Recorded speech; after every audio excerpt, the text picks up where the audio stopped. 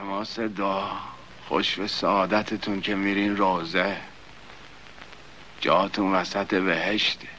ما که دنیامون شده آخرت یزید. کیه ما رو ببره روزه؟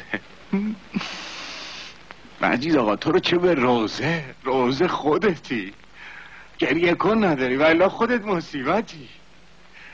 یادت کربلاست. ماچت کنم؟ ماچت میکنم. داداش حبیب اهل روزه نیست، فقط سر خاک آقام دستمال گرفته بود دستش میزد تو پیشونیش.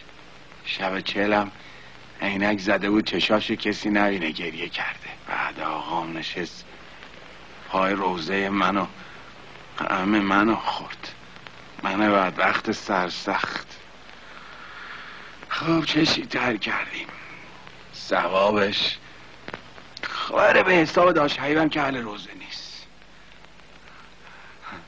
داداش حبیب گفته از این شب جمعه خودشون که دوشنبه منه هر خونه که میرن روزه یکی میاد خونه رو بفاد. خونه پا زنه عاشقیت. هیچکی خونه نیست الا من و اون و خدا.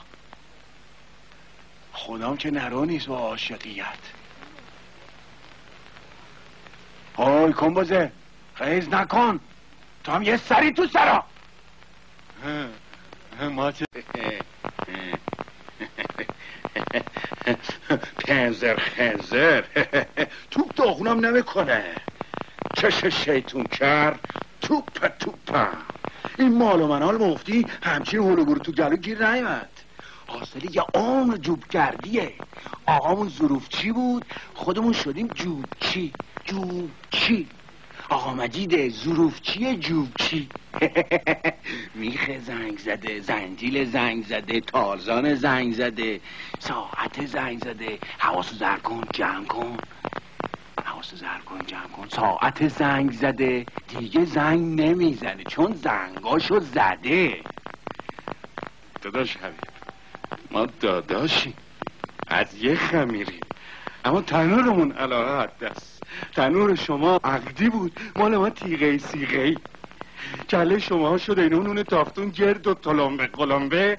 کله ما شد اینه اون سنگک. شوج بربری نشدیم. آقا مجید تافتونیا اون طرفیا اونوریا همونه که بعد از چله آقات تو رو انداختن توی این اتاق یه دری همه این ثروت رو زفت میکنن. داش حیوان یه نفره تو اونا، غربتی ها یه لشکرن. سر داش حیوان مثل سر اونا تافتونیه، دست سنگکی. با اونا تانیه، با اونا نوتانیه، با اونا تانیه، با اونا نوتانیه، با اونا تانیه، با اونا نوتانیه، با اونا تانیه. تانتانتانی نوتانتانی تانتانتانی نوتانتانی نوتانتانی تانتانتانی نوتانتانی تان.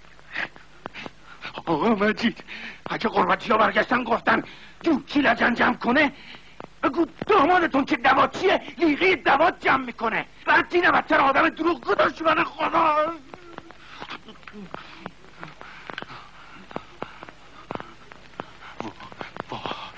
که چقدر دشمن داری خدا. دوست دادم که ماییم یه موش عاجز علیل ناقص عقل که در حقشون دشمنی کردی.